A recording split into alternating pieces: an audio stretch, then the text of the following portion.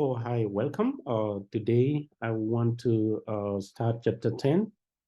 Chapter 10 is on gases. We briefly just touched on gases in chapter 1 when we were talking about the matter states of matter, which you should know by now because final comprehensive exam is coming around the corner. Gases is one of the three states of matter. Uh, gases are the simplest form of matter, as I said. There are three states, solid, liquid, and gas, and gases are the simplest form of matter. In chapter 10, all right, we will examine properties of gases. We will look at atmospheric pressure, units for expressing pressure, and how to convert pressure from one unit to another unit. We will also look at the how gases respond to change in temperature and pressure, change in temperature and pressure. Please read the chapter, make your own notes. I'm just going to briefly go through. This is an overview of or just going through what you may have covered in introduction to chemistry. Gases is also in intro, and this is the last chapter on gases. Chem 2, you may need to use the equation, but you not have gases. This is the chapter outline. In chapter 10, I'll break the chapter into two part. A will cover section 10.1 through 10.5 characteristic of gases. We look at the pressure, losses, the gas laws. We will look at how to use ideal gas equation to determine the density of gases. And all the way to in part P, we'll start from section 10.6 gases law. This is where we'll cover the Dalton's law of partial pressure, Dalton's law of partial pressure. Now, on 10.1, let's just kind of started by looking at the characteristic of all gases. All gases have uh, similar properties which you need to know and draw a parallel between those properties of gases compared to what? Compared to solids, compared to liquids. All gases, they have physical, remember physical property, a characteristic feature used to describe matter or substance. So all gases are similar. Mainly they are composed of non-metals elements. You know where the non-metals are on the periodic table. Okay. They have low masses, unlike liquids, all right, and solid, which are the condensed state of matter. Gases can expand to fill the container. They can expand to fill the container. They are highly compressible. Why do we say highly compressible? Because of large intermolecular space, large intermolecular space. So if this is a sample of gas, all right, there are large intermolecular space. If you look at the space here between, if I use the spheres as gas molecules or atoms, they are large in the molecular space, they fly. But for this is gas, for solids, all right, if I draw for solid, they are closely packed, all right, they are closely packed. Therefore, we don't have large in the molecular space. You can even see the spheres here, which explain high compressibility because of large intermolecular uh, space in between the molecules or atoms. Gases have extremely low densities, all right? Densities of gases, densities are expressed in grams per liter, but for solids, all right, solids and liquids, we use grams per ml or grams per cubic centimeters, low densities. Two gases or even more can form homogeneous mixture. For example, in this room where I am right now, there are possibly, more than two gases. Could be H2O in gaseous form, CO2, nitrogen, oxygen, CO2, O2, and so forth. But they are homogeneously mixed. So all gases are homogeneous mixture. Take home point from here is you should be able to uh, draw parallel between properties of solid and gases. I mean, solid and liquid compared to those for gases. Here is a learning check, a good question you expect to see in an exam or a quiz. Which one of the following statements about gases is false? Non-reacting gas mixtures are homogeneous. Yes, if they are reacting, of course, they will form something new. Non-reacting. Gases expand spontaneously to fill the container they are placed in. That's true. All gases are colorless and odorless. That's not true. We didn't mention anything about odorless. CO2 or even ammonia gas stinks, right? Uh, Nitrogen, dinitrogen oxide is brownish gas, all right? Chlorine gas, greenish. So please bear in mind that not all gases are odorless. Some are, they have characteristic color. So the correct answer, which is 4 in this case, is C. The distances between molecules of gas are very large compared to bond distance within the molecule. Yes, they have large intermolecular forces, which is talked about E. Gases are highly compressible because of choice D. Gases are highly compressible because of large intermolecular or the distance between molecules are atom are large compared to those of solids and liquids. Here are some few table 10.1 few common gases, their chemical formulas, and by now you should be able to write the chemical formula name. This is something we learned earlier on, and their characteristic feature, all right? Colorless, if you see toxic brown, nitrogen dioxide, toxic brown, remember we say that it's not true that all colors are all gases are colorless. Look at the nitrogen dioxide. It is red, brown gas, which is irritating. All right.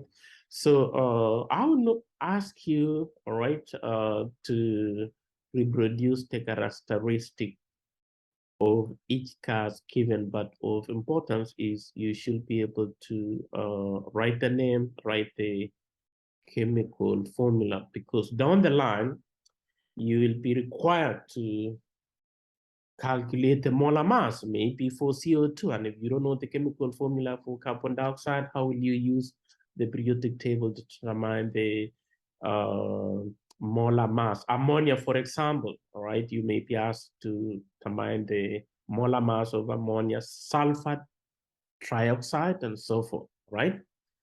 Now, we will now look at the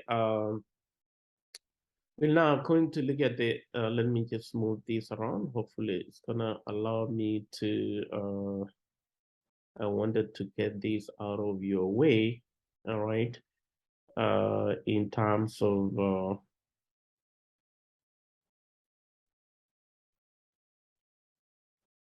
yes, this is what I wanted to move around so that you can see the full screen. So properties that define the state of gas are temperature, pressure, volume, and the amount of gas. And by the way, amount of gas we will be using, all right, we'll be using N, temperature, we'll be using T. For temperature, everywhere we'll be deriving gas law, pressure, of course, just to give you the key. Pressure will be represented by P, as in Paul, and then volume, all right? Volume, V, and amount of, let's look at this amount of gas. In this case, number of what? Number of moles, which is N, all right? Number of moles, which is N. We're gonna be using N for number of moles. And please recall, all right, before we move further, recall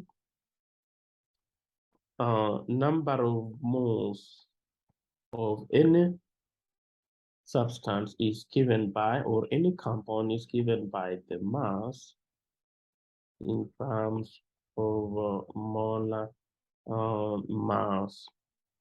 You should be able to determine the number of moles, and this is, you can use the periodic table if you are not given. I want to tag this N, number of moles, and right here with item number 4 or property number 4, amount of gas, will be focusing on number of moles.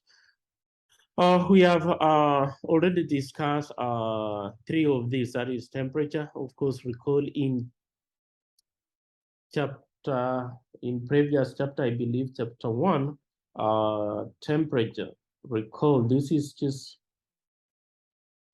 prerequisite skill. You need to know how to change temperature from degrees Celsius, all right, to Kelvin. This is the only temperature conversion you will need in chapter 10. That is why we say here, we already discussed. What have we already discussed? How to change temperature from degrees Celsius to Kelvin.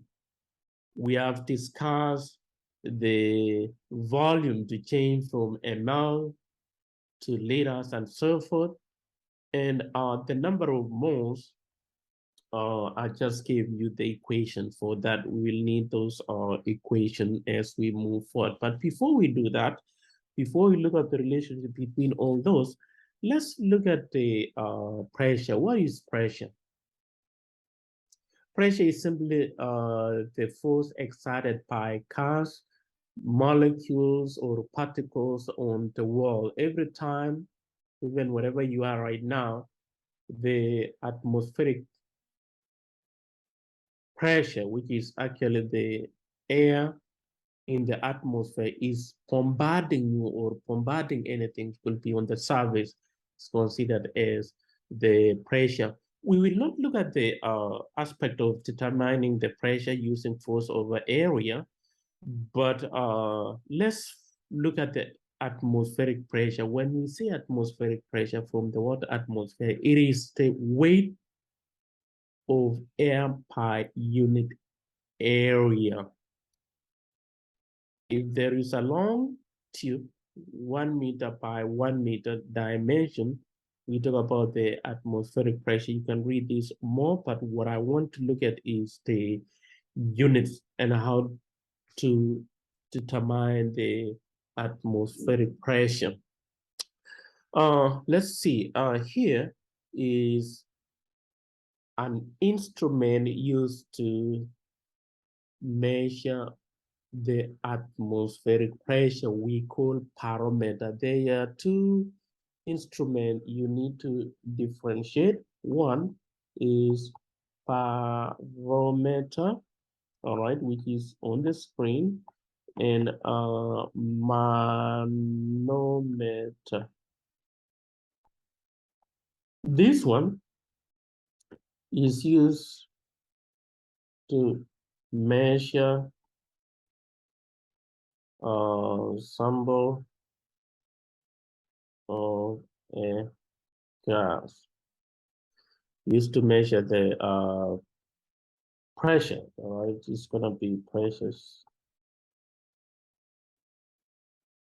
of a gas manometer. We'll see that later on, but here is a barometer, okay, which is used to do what? To measure the atmospheric pressure.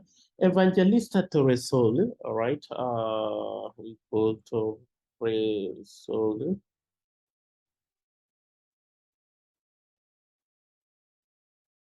Invented a barometer, and what he did is he took a long tube completely filled with liquid mercury.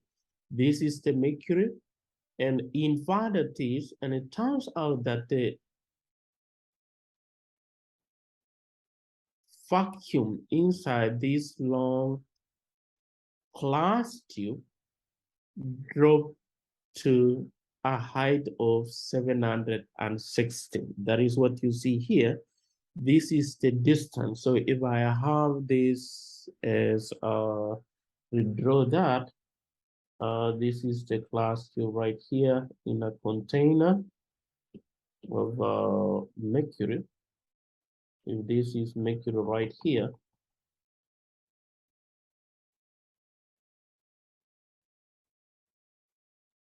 to the surface right here, this is the distance, which is 760 millimeters and or 76 centimeters or 29.92 inches.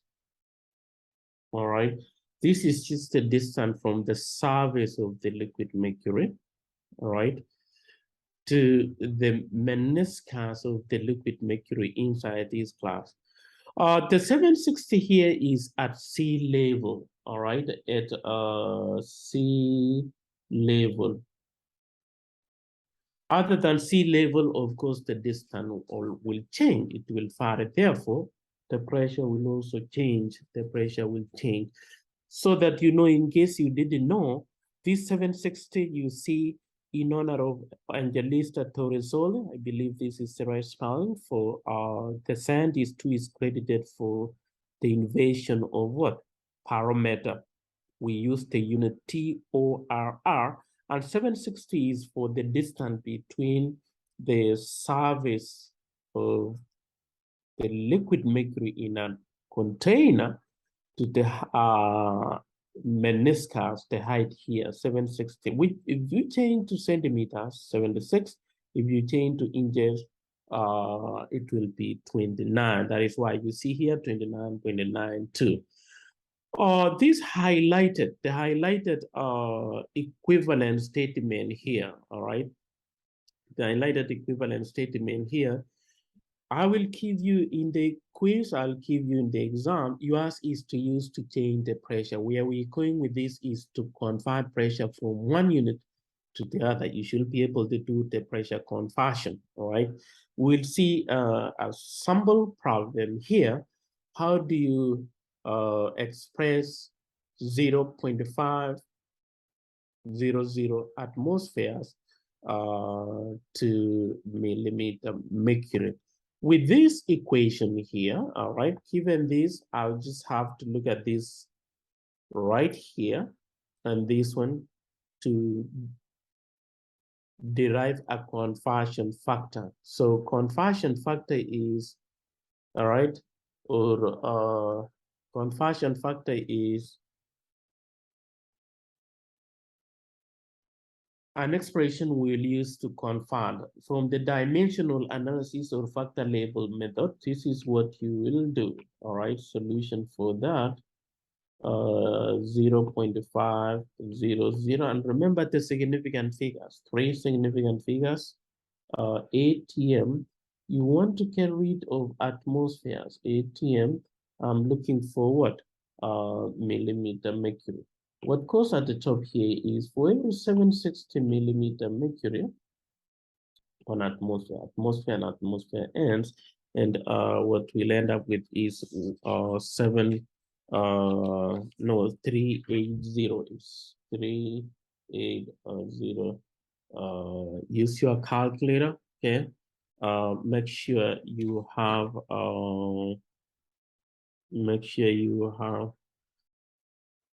your calculator for homework, but for exam, I will give you, or the analog calculator will be enabled. I'll enable the analog.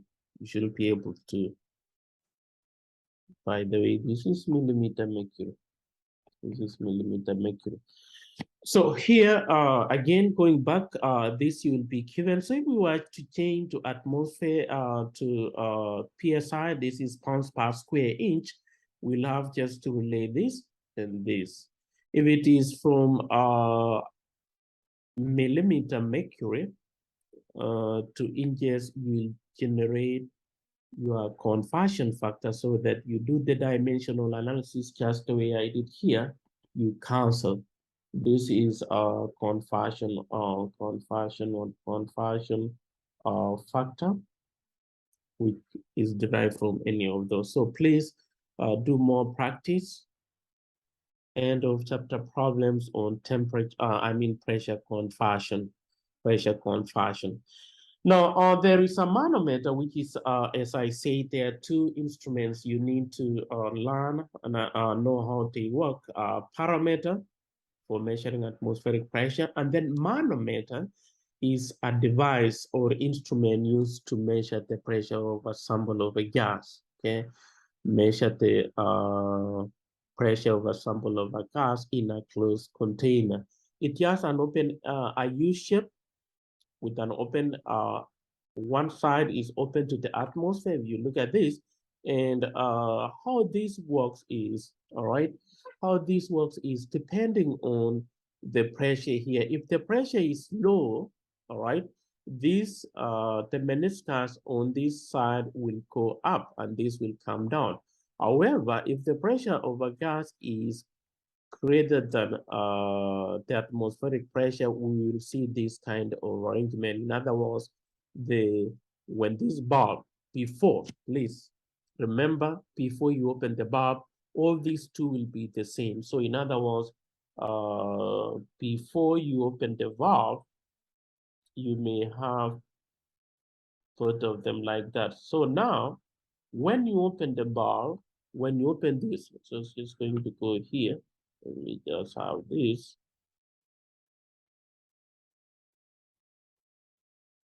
There's a valve right here. So when you open this, what happened here, it depends on, and this is open. When you open the valve here, depending on the pressure, if the pressure is so high, it will push this side to have this arrangement or what you see here. And to get the pressure of a gas, it's not always the way you see in this equation. If pressure is, all right, if pressure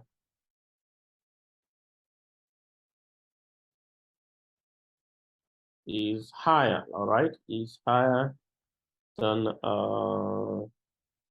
atmospheric pressure, and then you'll have this. I'm just going to exaggerate this, all right, and this one. But before that, all right, this is the height between the lower end on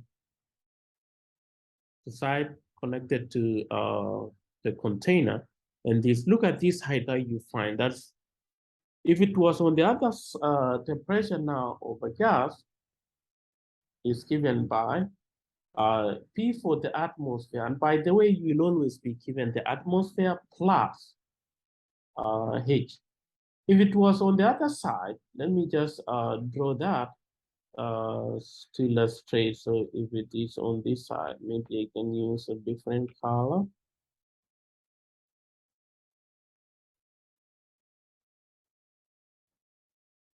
So I'm not that good at this. So if on the other side, the meniscus is rising this way and this way, you'll see that the height. So let me share this one like this. So this is the height. So it just written. So pressure over gas is given by P of ATM minus H. So it's not always addition. It depends on where the arm. And sometimes you may not be given the the diagram for you to really visually look at what's happening. But for this manometer, okay, you add the pressure, which is H. Point to remember is pressure is always, or if the pressure is in millimeter, if you look at this, you may be given in other units. Suppose it is centimeters. You have to recall that 1 centimeter equals to 10 millimeter. They might not give you in millimeters. So we're just gonna read that. Remember, 760 TORR equals to 760 millimeters. Sometimes you may be given the atmospheric pressure in torrs, and you are given the unit in what? In millimeter, and you can end up just wondering, how do I relate torrs and millimeter? It's because it's the same thing. Note, the atmospheric pressure is given in atmospheres, but here you will be working in millimeter. Again, you have to remember that 1 ATM equals to 760 millimeter mercury. So there will be some conversion you have to do before you really determine the pressure of a sample of a gas using a manometer. Look at study work example 10.2 on how the manometer work. All right. You will use this if there will be a follow-up question on this problem. Look at this. On a certain day, let me just blow this up. On a certain day, a laboratory parameter indicates that the atmospheric pressure is 764.7 torrs. So this value here is 764.7 torrs. A sample of a gas is placed in a flask attached to an open-ended mercury manometer.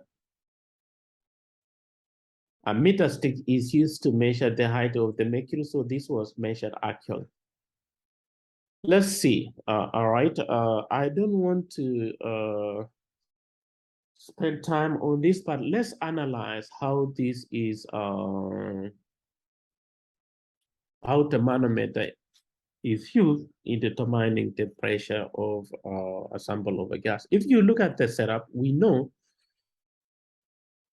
the gas pressure is higher than the atmospheric pressure because it's pushing the meniscus down. Therefore, atmospheric pressure plus the height. So height, how to get this height? 136.4 millimeter minus 103.8 millimeter. This is what is happening here to get the height. And remember why we have shifted from millimeter to torrs, because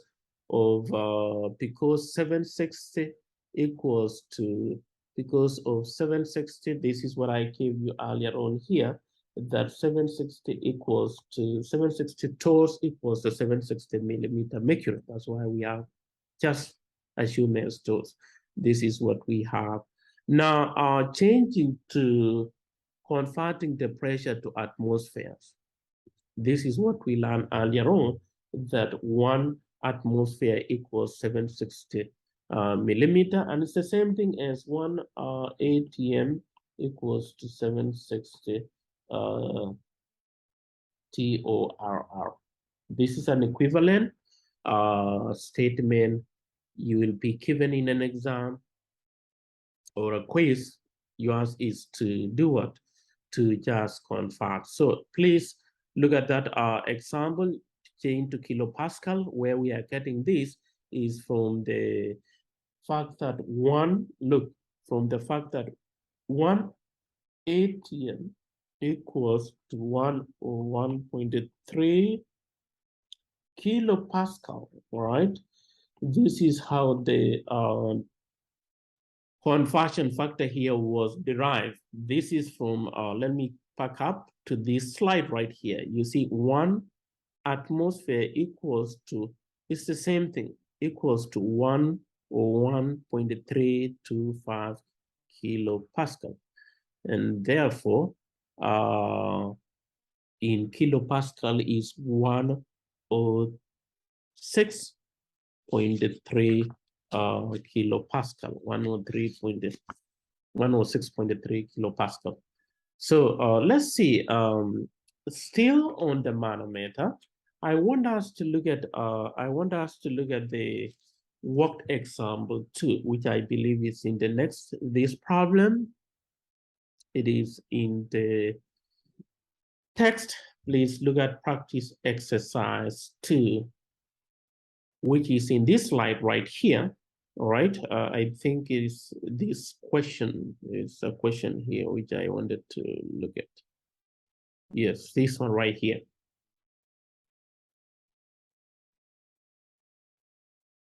If the pressure, all right, I think it's the same question here. This question right here. This question, this practice exercise 2 is this problem. If the pressure of a gas inside the flask, right, were increased and the height of the column in open-ended arm went by 5 point, all right, 5.2, 5.2 went up by 5.0 millimeter. What will be the new pressure in car? So it's the same setup, all right? We know for sure the car's pressure is higher than the atmospheric pressure based on the height of the meniscus on the open end. That the pressure is of a gas is greater than the atmospheric pressure. So it's just gonna get. The point is, how are we going to find H? All right. If this went up pi, all right, if this went up pi 5, I need to have my calculator. 136.4 plus 5 equals to what? 136.4 plus 5. 136.5.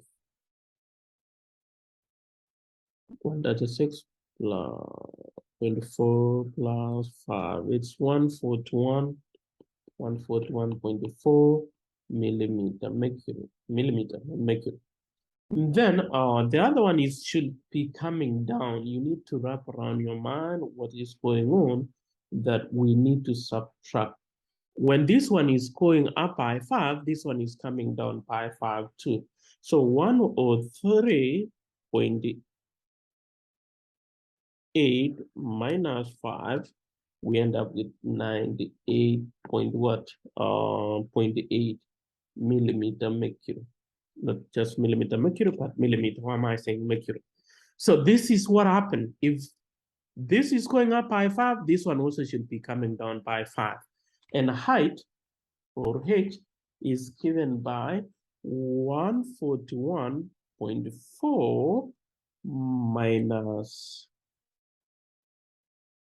98.8, and I have 42.6 millimeter, or 42.6 TOR. The question is, what is the atmospheric, or what is the pressure of a gas? So P of gas is given by P of atmospheric plus H.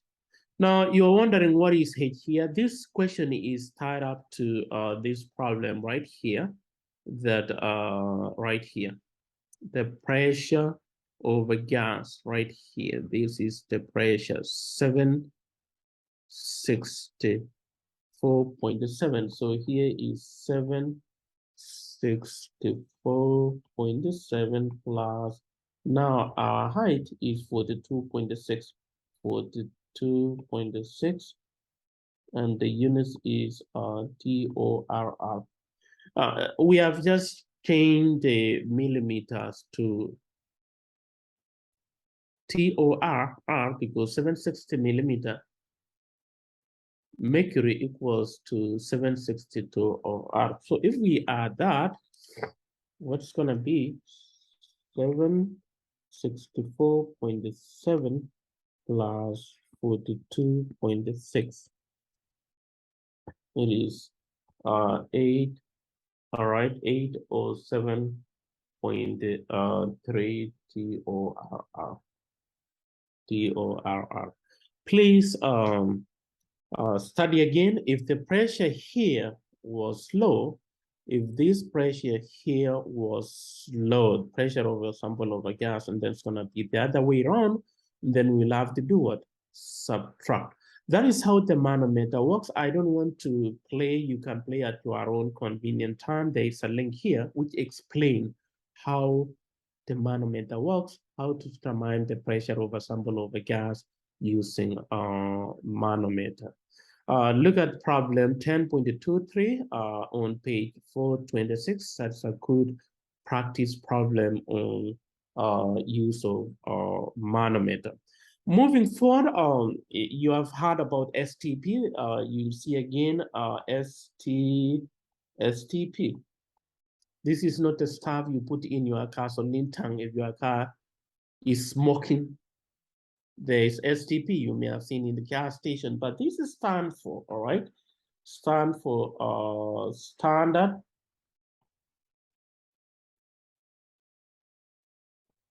temperature.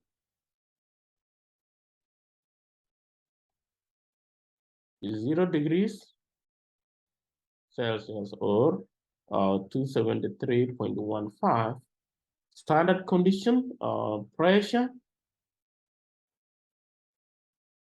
1 atmosphere, even though they have redefined this, or 760 millimeter mercury. This is at standard condition, and of course, since we are not looking at the concentration, see later on at STP 1 molar temperature. All right, standard temperature 1 atmosphere. 298. This is 25. I meant 298.15. 298.15 because temperature at 25. So this is equals to atmospheric at STP standard pressure, not the temperature. Standard pressure is mostly at 1 atmosphere. Now, let's see, now moving forward, 10.3, we will look at the Carr's laws, all right? Carr's laws. And these are the laws you need to learn, all right? I may not cover extensively, but you need to make your own Boyle's law. There is Charles law. There is Lusak's law. There is combined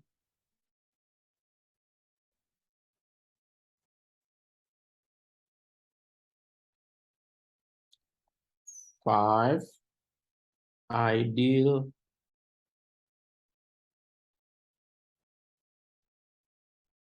equation.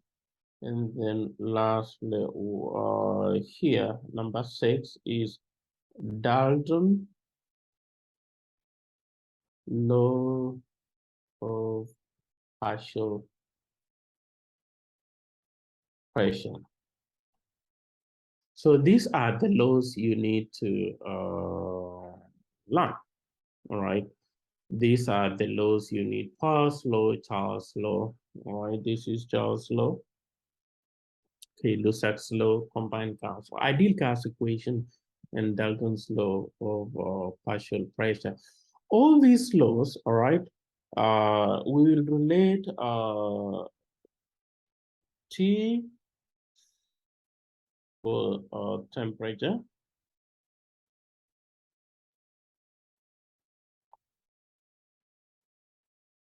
T for pressure,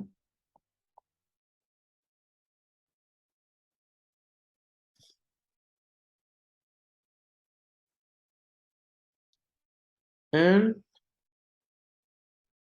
number, and this is what I gave you earlier, or number of moles, and V equals to volume.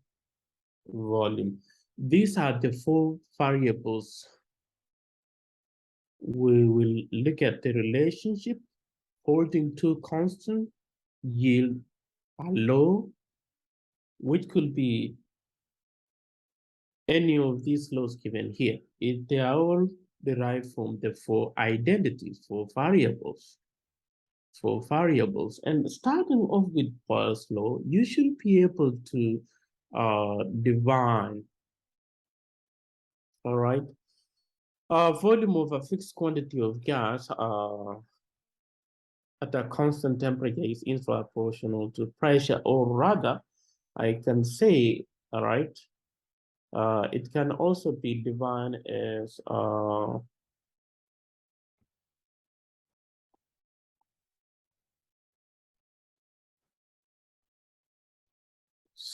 symbol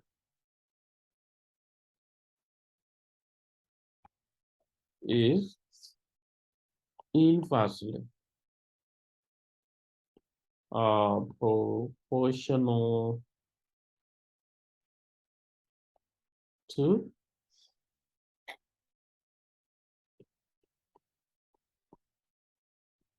volume at constant temperature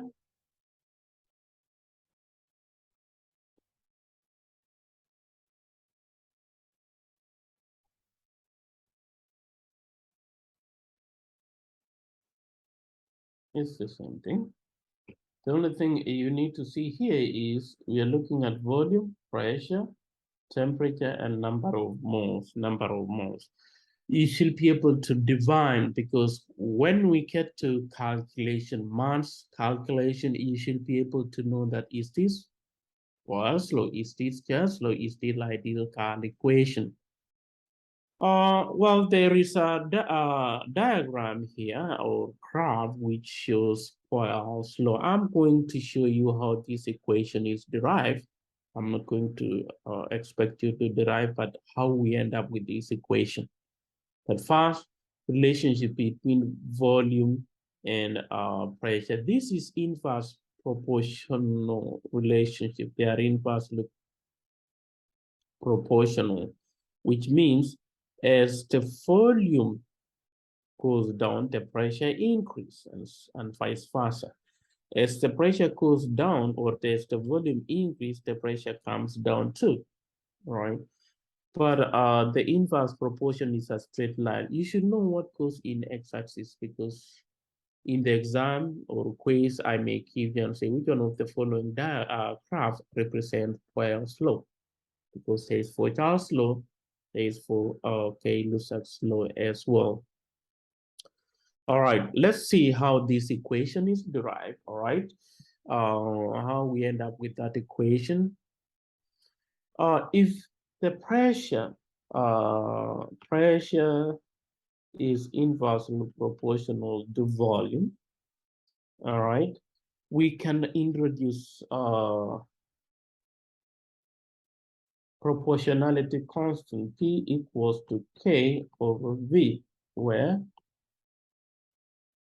K is proportionality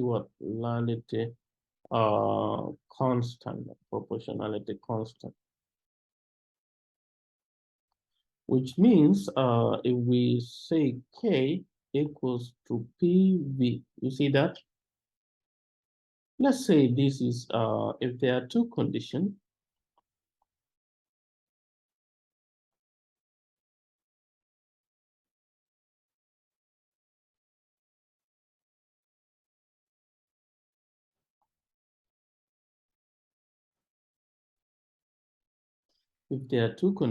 that means K1, K2, which means P1, V1, P2, V2.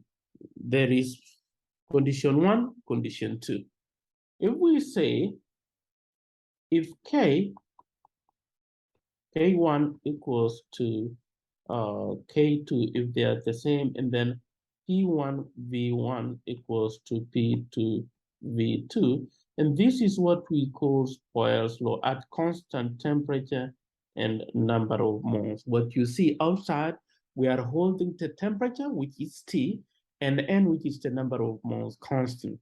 We call these Boyle's what? Boyle's law, Boyle's equation, which you see here. All right. I don't want you to think that how did we end up? It's just behind the scene is deriving these two conditions. The reason why I'm giving you 1 and 2 is in the problems, you will be given that if the volume changes from 35 to 50, then you should know 35 is your V1, 50 is your V2. If the initial volume is 40, what is the final volume? So initial is 40, V2 is the final. So you see either this, what is the final, what is the initial? Initial is 1, final is, 2 in this case. You not have 3, 1, 2, and 3. It's only 2. It's only 2. Well, how will you use this equation? All right. If you look at the identities we have 1, 2, 3, and 4. Out of the 4 identities, you'll be given 3, and you are asked to find the 4. I'm not going to derive in subsequent task laws all the equation, but I'm just going to give you the possibility. Let's say we are looking for P1 equals to P2 V2 over V1. P2 equals to P1 V1 over V2.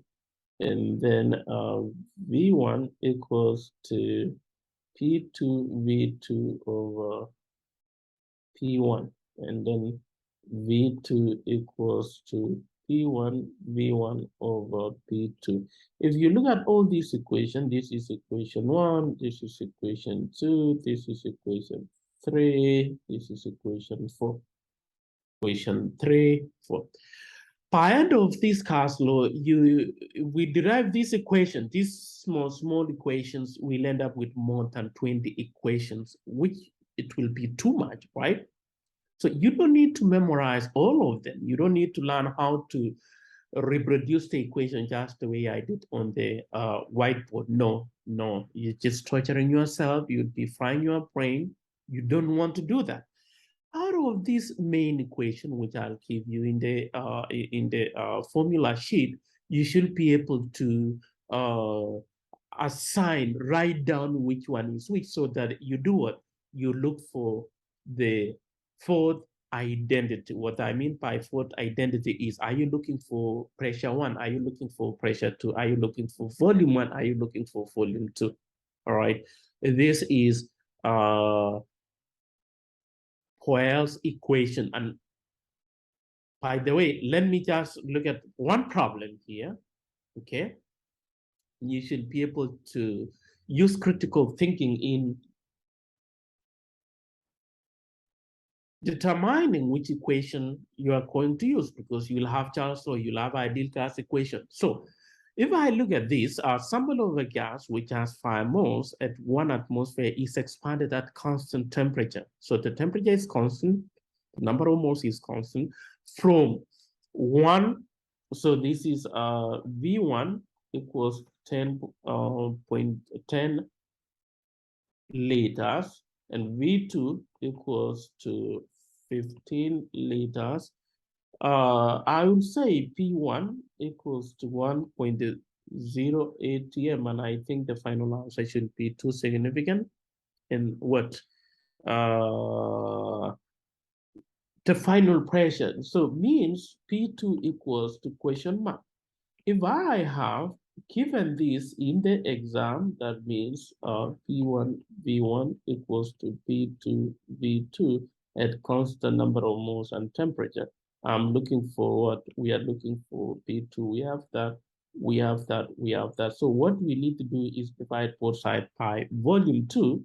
That will cancel out volume 2, which means P2 equals to P1 V1 over what? Over V2. So P1 is 1.0 atmospheres, and please write the units. You have to show your work, times V1, which is 10 liters over 15 liters, which is volume 2. How do I know it's volume 2? It's changing from here to here, moving from condition 1 to condition 2. So I'll just cancel this, and that will cancel. We are remaining with unit in atmospheres, and this turns out to be 0. Use your calculator, 7 atmospheres. So we have used Poyle's law to determine the final pressure. You don't need to change to to millimeter mercury or any other. You have just to express with the units. You don't need to change the volume to millimeters, just unless, all right, unless this one is in other units, we'll have to change that. But the way it is, we don't need to change that. So the correct answer is C. Please do more practice on Poyle's law. All right. Charles law states that, all right, let's move on to Charles law, which states that what? The volume of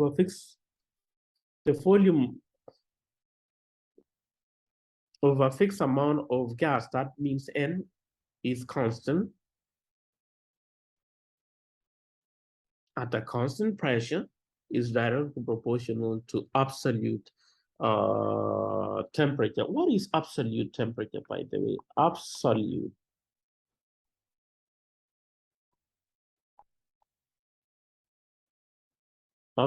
temperature. This is temperature in what? This is temperature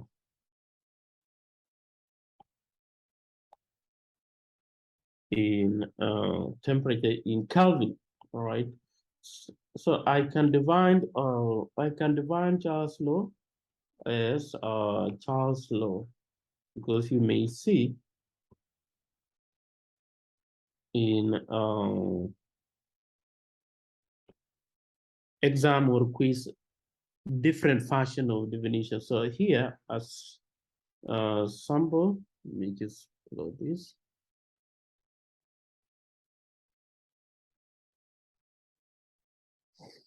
Assemble, all right, assemble.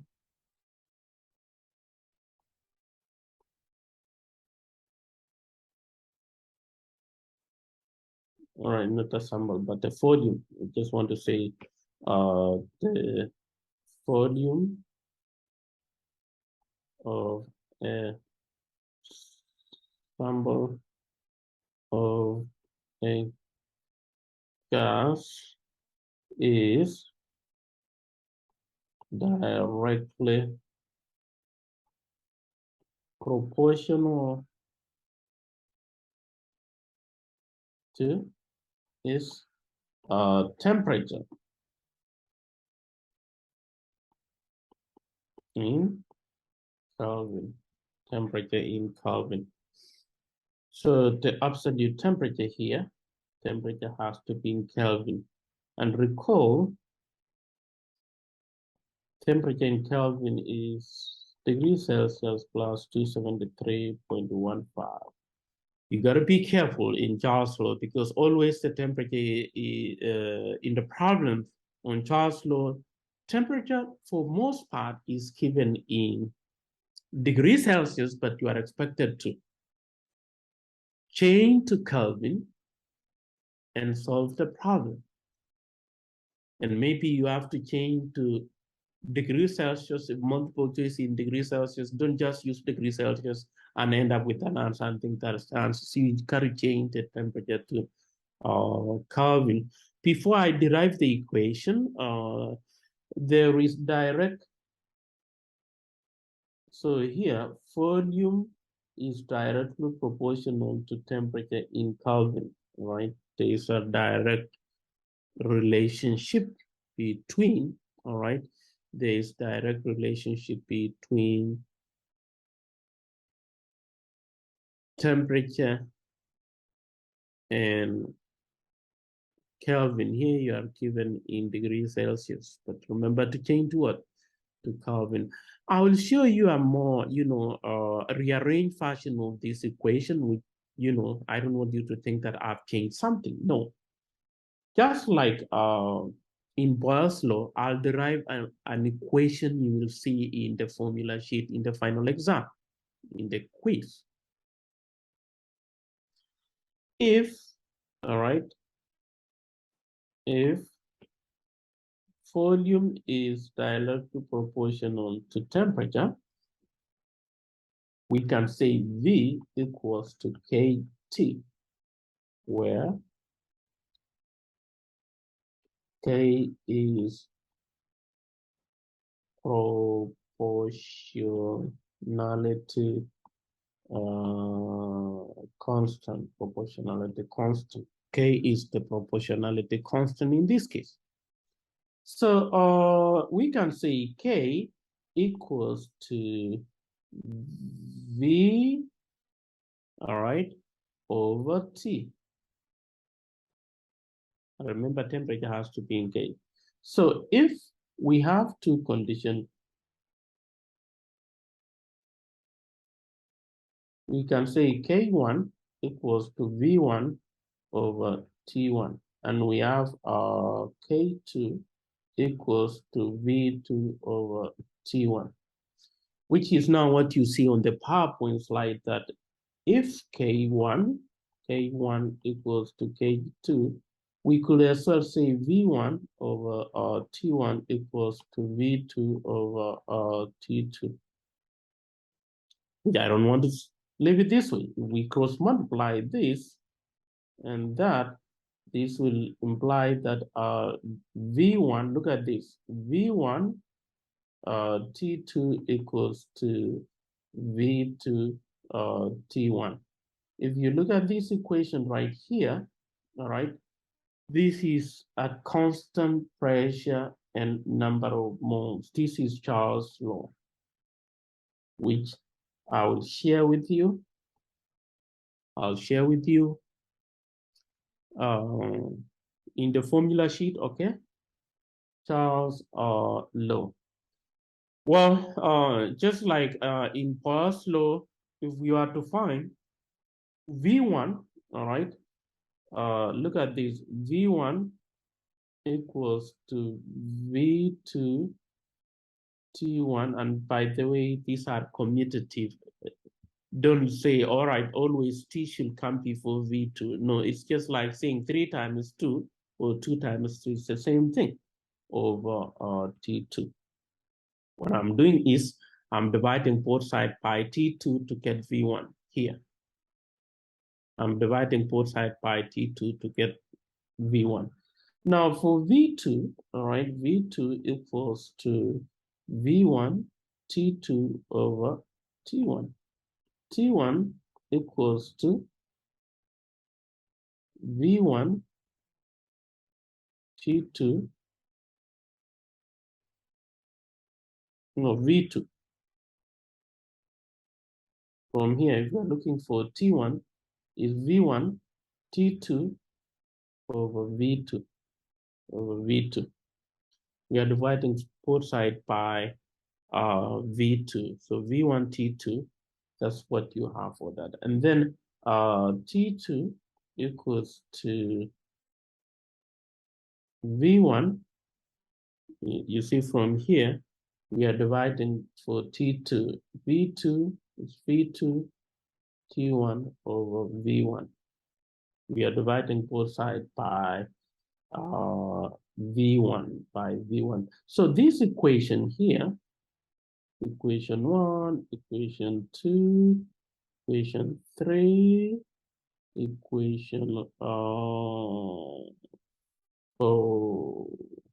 so we have 4 equations, and I don't recommend memorizing 4. So if you think about the 4 equations in Power's law, 4 equations in Power's law, 4 equations in Charles' law, we already have 8 equations, which is too much to commit to your memory within a short time. So what I'll want you to know is, how do you manipulate this equation to answer a question on Charles' law? And remember the red flag I raised. What is that? Always change the temperature to Kelvin. Always change the temperature to Kelvin. All right. So I think with that, let's see if we can use Charles' law and see if this will answer, or if you will be in a position to recognize that this is Charles' law. Why not Paul's law? A helium balloon is filled to a volume of 5.60 liters at 25 degrees Celsius.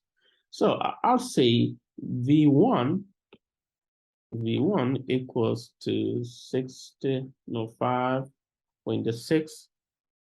This is 5 point what? 5.60 liters. T1 is 298.15.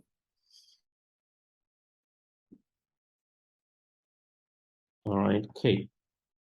And what will be the volume? So that means V2, what will be the volume? What will be the volume? What will be? That means it will move from this to that.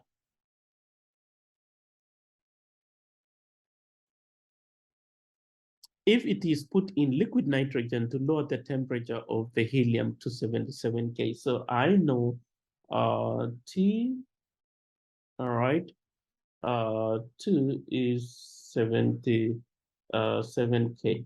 If you look at this, it's look like a tricky question, because somebody will forget to do what? To change these to Kelvin. I had to add 273. Otherwise, if you just use this and this without just changing, trust me, you may get the same value as one of the multiple choice. All right, and you will just zoom and thinking that the exam was easy. You know, I had all the equation. I was able to identify V1, V2. So here, V2 is given by, you should rearrange the equation now to get V2 from here. We are looking for V2. So that means we divide here by T1, divide here by T1. So V2 is given by V1 T2 over T1 over T1, which means V1 is 5.60 liters times T2 is 77 K over 298.15 K. So that will cancel out, and this turns out to be 0. Please check that. All right, make sure you right, it's C. This is 1.4 liters. 1.4 liters. Double check that. And because of what? Of course, you see on your calculator 1.442625. This is more than what we need for six. It is two significant figures because of this. So round off to 1.44. 1.44. Clearly, when you write down the condition V1, V2, T1, we don't see anywhere like pressure 1, pressure 2, which is clearly it is not Poiseuille's law. It's not Poiseuille's law. Now, Avogadro's law, I forget to mention that. I think is one of the laws here. This should have been here. One of the laws here. So Avogadro's law, this is 6, 7 here. Avogadro law, yes. So Avogadro's law, we need to relate, or it relates the number of moles, all right? Avogadro's law, which is the same, sand is credited with the Avogadro number, right? It states that the number of moles of a gas is directly proportional to the number of moles. So if I derive the equation, V is directly proportional to, and remember, N stands for number of moles. Remember, N stands for number of moles. So phi equals to Kn, where K is proportionality.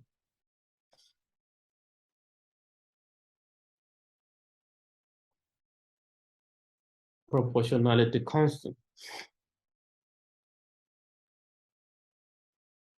All right, proportionality constant. So that if we say K1 equals to V1 over N, I'm dividing both sides by N, and K2 equals to V2 over N2. If K1 equals to K2, that means V1 over N1 equals to V2 over N2. I don't like when it is in this form. I can just cross multiply that to give us V1 N2 equals to V2 N1 N2 V2. This is Avogadro's law. This right here at a constant, by the way, volume and pressure. Volume, no, temperature and pressure. Volume is in the equation. So at constant what? At constant pressure and temperature, we call this Avogadro. Avogadro's law. All right, Avogadro's law. Which, if you are given, you may not see this in the exam, but you'll have in this form. Or I don't want to derive the rest of the equation, all right? Just like the way we did, you have to look at the problem and say, okay, which equation am I going to use in order to solve for the problem? Now, before we proceed, let's see this. What does STP stand for? I explained earlier on, it stands for temperature, standard temperature and pressure. And it turns out that all gases occupy the same volume at STP, and this is called the molar volume. At STP, standard temperature, pressure, all right, all gases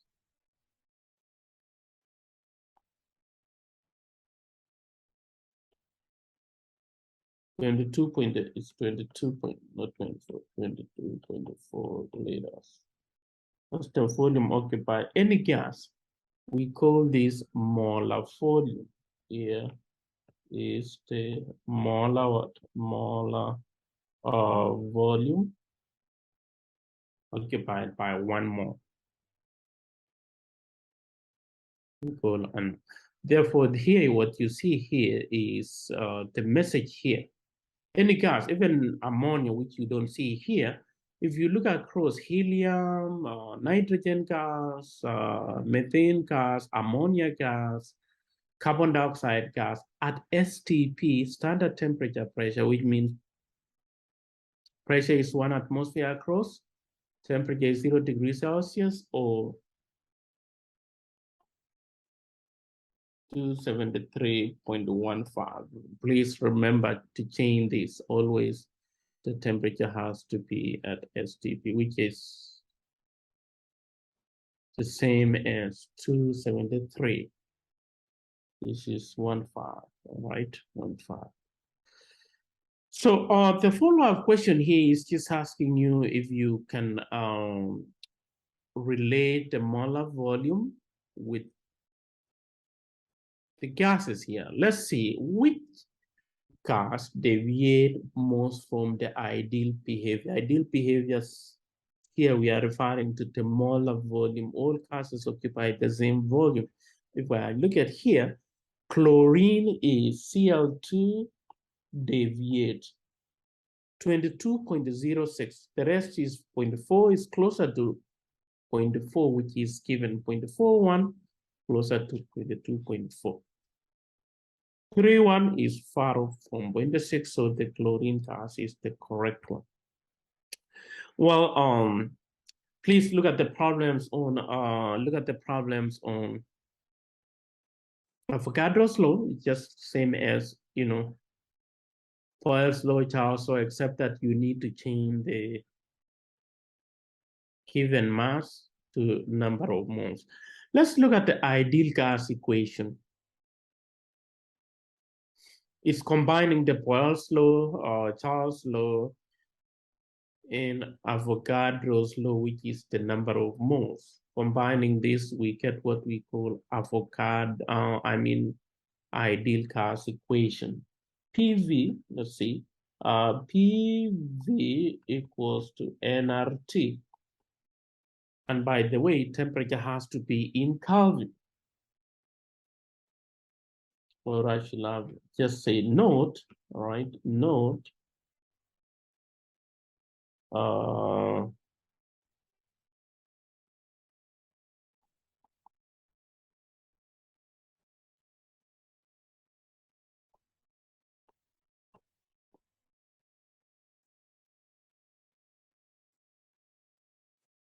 This is pressure. Always pressure has to be in. Maybe I should blow this up. Pressure is in what? Atmospheres. Volume in liters. You need to change if pressure is in other units other than atmospheres, you need to change using the conversion factor I gave you earlier on. Volume, if given in other units, you got to change to liters. And temperature, you have to change to Kelvin if given in degrees Celsius. Now there is R, which is called the universal gas constant, all right? R, this is called universal, what? Universal gas.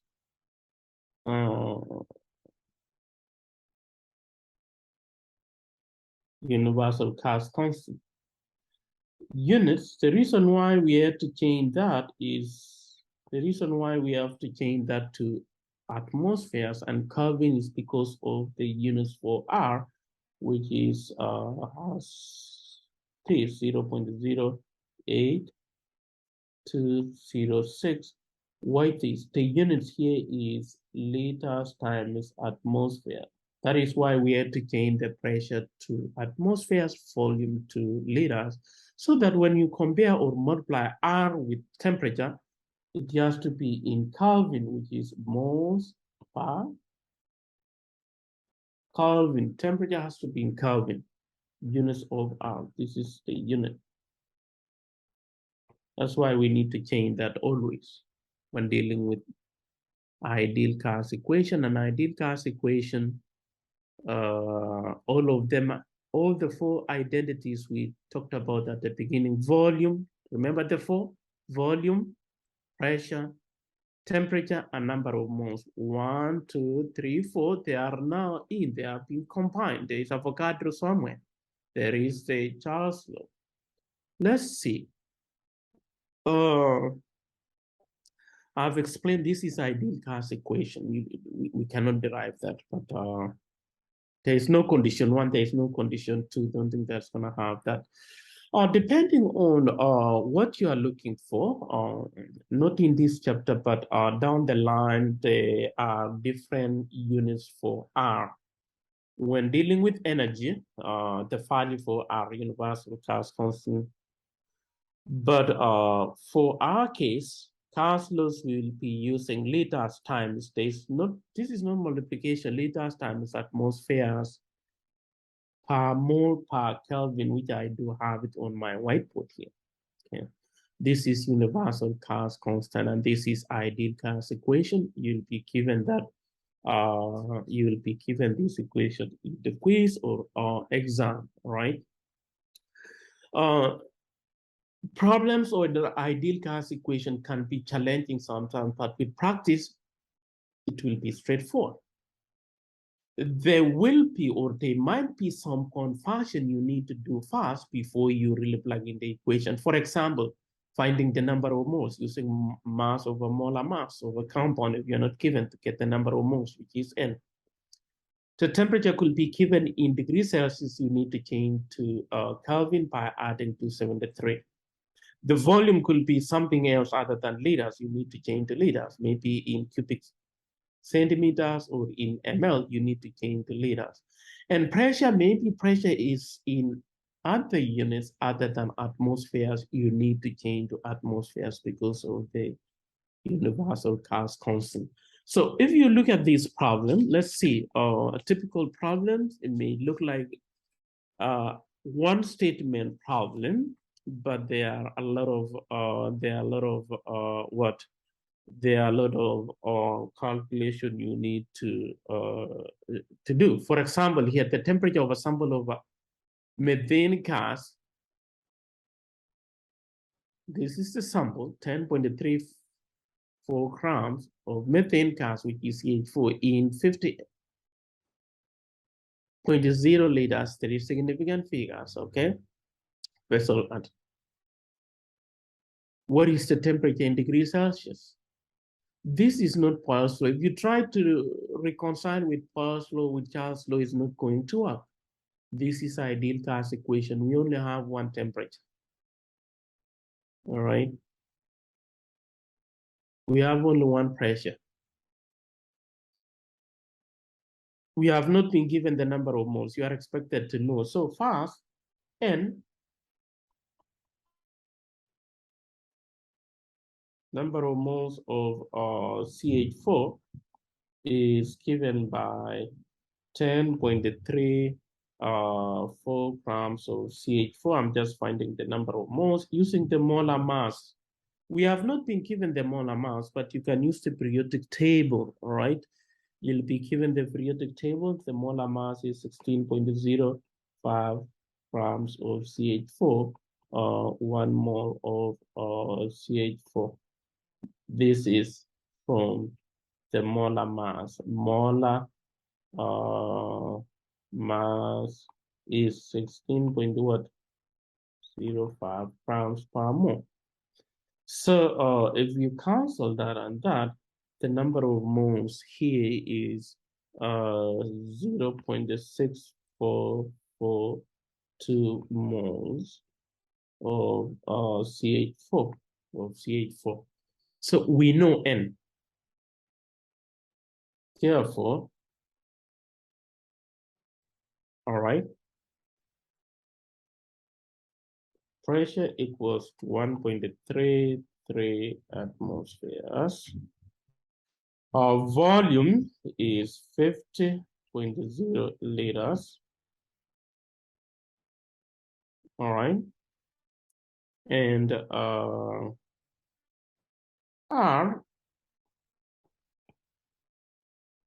0.08206 liters times atmospheres over times Kelvin. We are looking for temperature, and remember temperature will be in Kelvin and then we change to degrees Celsius. PV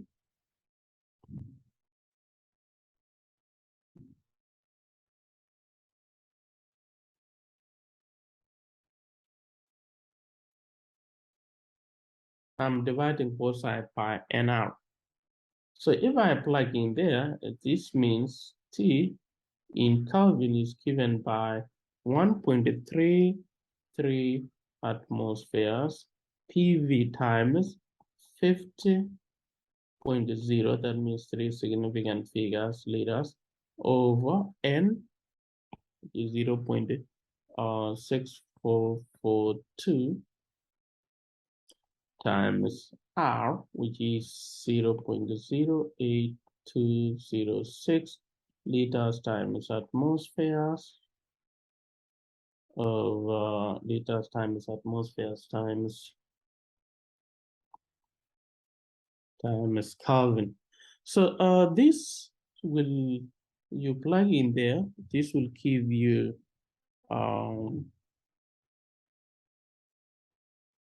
PV equals nRT.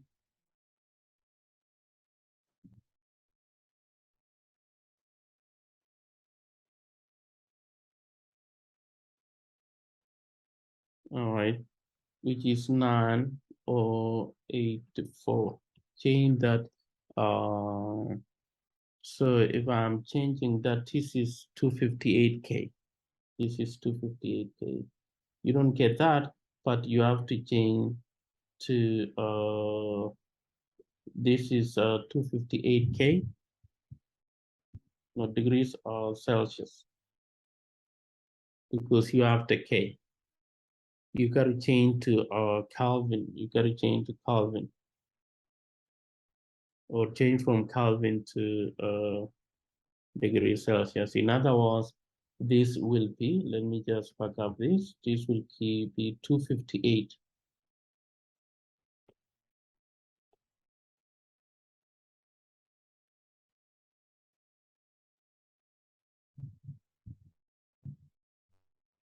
All right, so 258. Where is my calculator? So if I divide this 1.33 times 50, all right, divided by 0.6442, divided by 0.08206, at no 1250 12, it's 12.58 Kelvin. This is 12.58 Kelvin. So to change to degrees Celsius, remember degrees Celsius is given by K minus 273.15. So this is going to be 1258 minus 273.15. This gives you 984 degrees Celsius. So it works first of all in Kelvin, all right, in Kelvin, and then you use this conversion factor here, which we learned earlier on. They will not tell you, but if you just assume that whatever you'll get, that will be wrong. That will be wrong. Please remember that to rearrange the equation, okay? Here is another example on ideal gas equation. Automobile airbag uses the decomposition of sodium acid. Again, if you don't know the chemical formula for sodium acid, you will get stuck. But the good thing here for this particular problem, you are given the formula for sodium acid. What mass of, all right, sodium acid is required to produce 40.0 liters of nitrogen at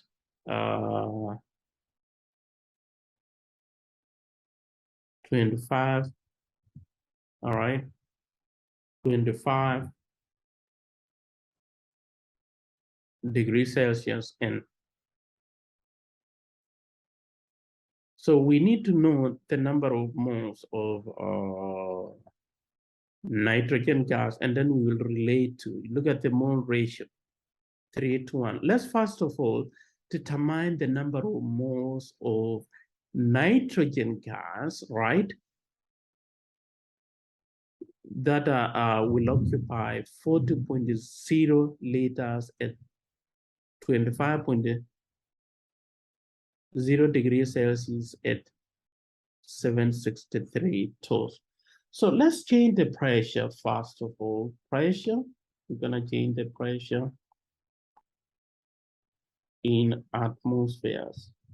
So 763 TORR times 760 TORR, 1 atmosphere, and that will go. And the pressure in atmospheres, this is what, 763 divided by 760. I have 1.00394 atm. This is the pressure in atmospheres. We need to change that. Remember what I said, pressure has to be in atmospheres. Temperature in Kelvin is 25.0 degrees Celsius plus 273.15. Let's see what we have. 25 plus 273, that's 298. 298.15. Okay, we need to change the temperature to Kelvin. Therefore, N from ideal gas equation is given by PV over RT, which we know pressure is 1.00394 atmospheres over 0.08206 liters times atmospheres over K, all right, K times molarity, number of moles times 298.15 K. So that K and K will go, atmosphere and atmosphere will go, no, will remain with moles, will have moles. Moles will just remain here. Moles will remain, which is what we are looking for. So if I divide that, this is going to be what? Let's see the number of moles, 1.00394 divided by 0.08206 divided by 298.15.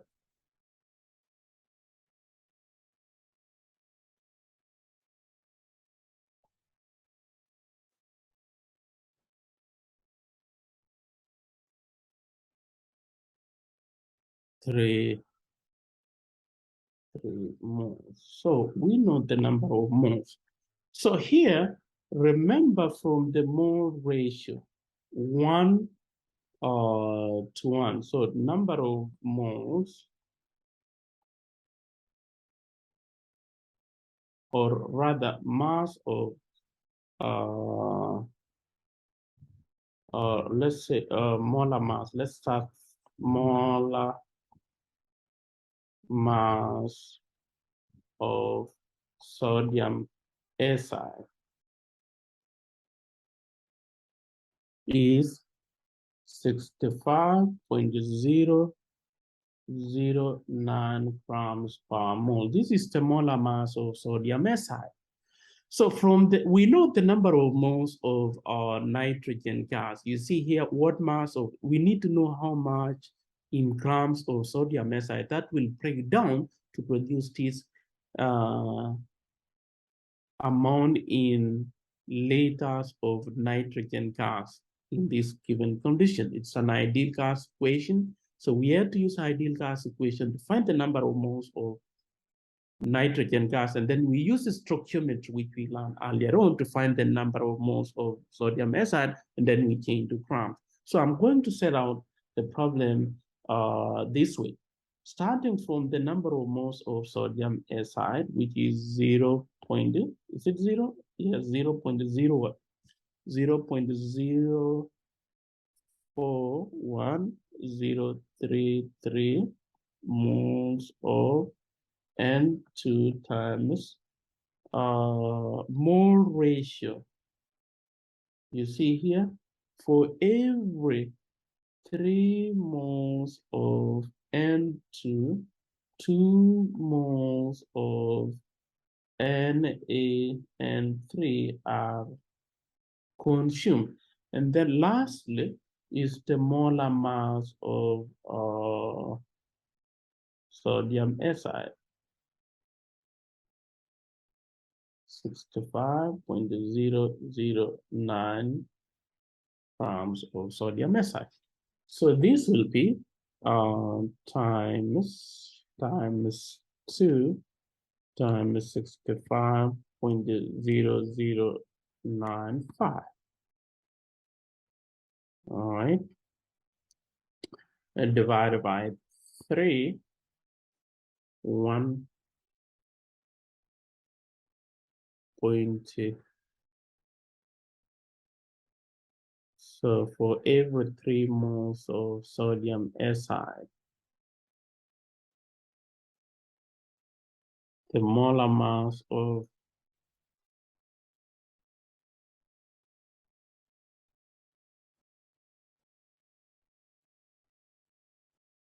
the molar mass of sodium acid 1.78. That is a number of moles. So if you plug in the equation 0.0433 moles, all right, 0.03 moles sodium acid.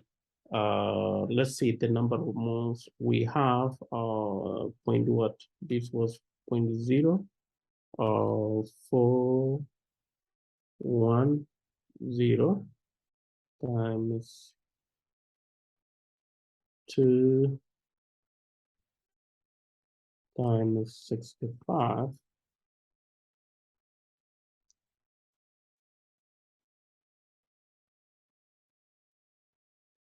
divided by 3 is 1.77. So I believe that is 1.6.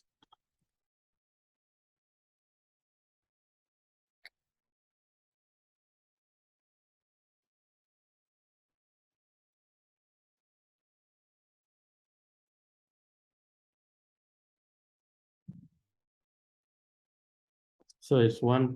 There's something wrong with the multiple. So it's 1.7. 6. I see here 1.776. I'm trying to see why they had a different 1.76 for 3 significant figures. 1.78 moles of N2. So one of the multiple is Na and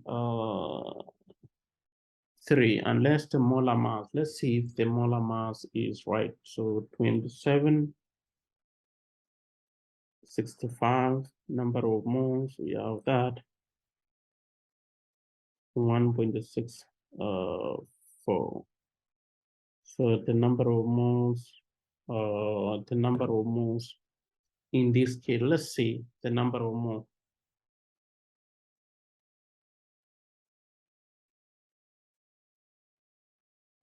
So yeah, we have the number of moles, use the number of moles. This is the mass. If we get to put them grams. So I'm just going to use that in the meantime, because once we have the number of moles of N2 and use the mole ratio between N for every 3 moles of nitrogen gas produced, 1 mole of or 2 moles of sodium ethylene are produced, or 2 moles of sodium are produced.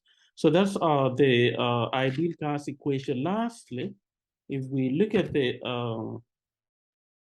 before we move on to 10.5, further application of ideal gas equation. Tennis poles are usually filled with either air or nitrogen gas to a pressure above atmospheric pressure to increase their bounds. This means 2 pounds. If tennis pool has a volume of 144 cubic centimeters and contain 0.33 grams of nitrogen gas, what is the pressure inside the bowl at 25 or 24 degrees Celsius? So we still need to use ideal gas equation RT, of which temperature in degrees Celsius is 273.15 plus 24 degrees Celsius, which is 297.15. Okay. All right. Our volume in liters is 144 ml. Remember, 1 ml is equals 1 centimeter cubic. So 144, 1 liter over 1,000 ml is 0.144 liters. I change to liters. 1 ml equals 1 cubic centimeters, which means we have 144 ml changing to liters is 0.044. P, all right, pressure is nRT over V. And remember N here, N is the number of moles, which is 0.33 grams of nitrogen gas, right? Nitrogen gas times the molar mass here is 28.0134. This is 1 mole of N2. All right, this is grams of N2. The number of moles for N2 is 0.01178. So we know the number of moles means 0.01178 times 0.08206 liters times atmospheres over mole times the temperature is 297.15. 297.15. This is K over volume, which is 0.144 liters. Liters and liters will go more, more and more here will go, K, and will remain with pressure in atmospheres, which is 0.999 for 2 significant figures, 2.008 TM. Actually, 2.0 atmospheres. 2.00 atmosphere is practice exercise 2 in the text. All right. Second to last, or this is the last section in part A of the lecture. We will look at 10.6 in part P. So further application for on ideal gas equation, apart from determining the number of moles and volume, we can use ideal gas equation to determine the density of a gas without going through the derivation or deriving the equation to determine the density. All right, density of a gas I know you are used to finding mass over volume, all right, mass over volume, but here, suppose you only know molar mass. If you are not given, use the periodic table times pressure, all right, over R, which is the universal gas constant times temperature in Kelvin times temperature in Kelvin. Understand how this equation is used to find the density. M stands for molar mass. Molar mass, all right, molar mass here, use what? Use periodic table. If you are not given, use the periodic table. Sometimes the density you may, temperature, you may have to convert the temperature from degrees Celsius to Kelvin, all right? We can also use to find the molar mass, where M is the mass, this is the molar mass, this is the mass times R over BV. So two ways you can be tested on this. Let's see, looking at work example 10.5, 10.7, calculate the density of carbon tetrachloride. Now, this problem, carbon tetrachloride, unless you know the chemical formula, you won't be able to proceed further. Carbon tetrachloride is CCl4. So from here, you should be able to find the what? The molar mass. That's why I say use periodic table. Use periodic table. So with that, this is the chemical formula for carbon tetrachloride, and density is the pressure. We are given the pressure. Change this again, pressure in atmospheres. This is in ATM. So I need to change to atmospheres. Molar mass, use the periodic table. We have 4 chlorines, right? And 1 carbon, using the periodic table, the molar mass over R, and this is the grams of, or rather the density of carbon tetrachloride. Let's see, if I have a gas here, the density of ammonia gas is in 4.32 container at 837 torrs and 45.0 degrees Celsius is what here. We just have to find the molar mass of ammonia, all right? Molar mass of NH3, all right, is 17.03 grams. 17.03 grams or more. All right. Remember, density equals to pressure times molar mass over RT. Pressure in this case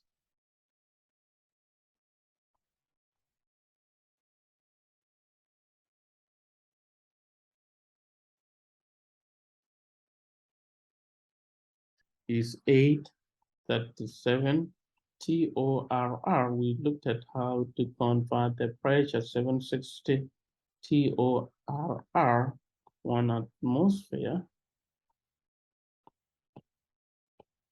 The atmosphere, pressure in atmosphere, all right. 1.1013 atm.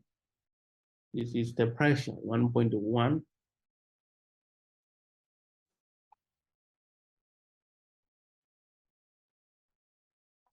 times 17.03 grams per mole over 0.08206 times 2 what? 45 degrees is the same as, all right, temperature 45 plus 273.15 equals to what? Temperature is 318.15. Okay, so here we have 318.15. This is scale. It turns out that it's 0.719. This is 0.719 grams per liter, not per, per liter. It's L here. So this is how I'll find the density of ammonia gas.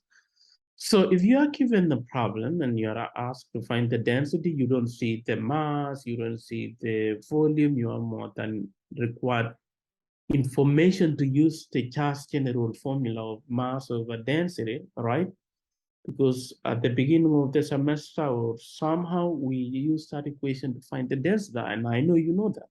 But if you are given the information, use critical thinking and say, oh, this is ideal gas equation. I need to use ideal gas equation to find the density of gas, density of gas. And given this, you should be able to find the density of gas. Now, on the surface, let's see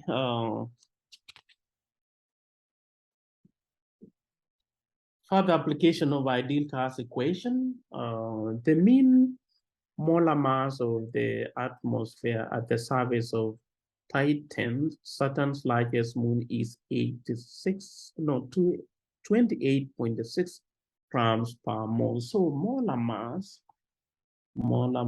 is 28.6 grams per mole. So we know molar mass. The surface temperature, okay, temperature in Kelvin is 95. Okay. And pressure in atmosphere is 1.6 atm. Assuming ideal behavior, calculate the density. So density, in this case, density equals pressure times molar mass over RT, which is 1.6 atm times 28.6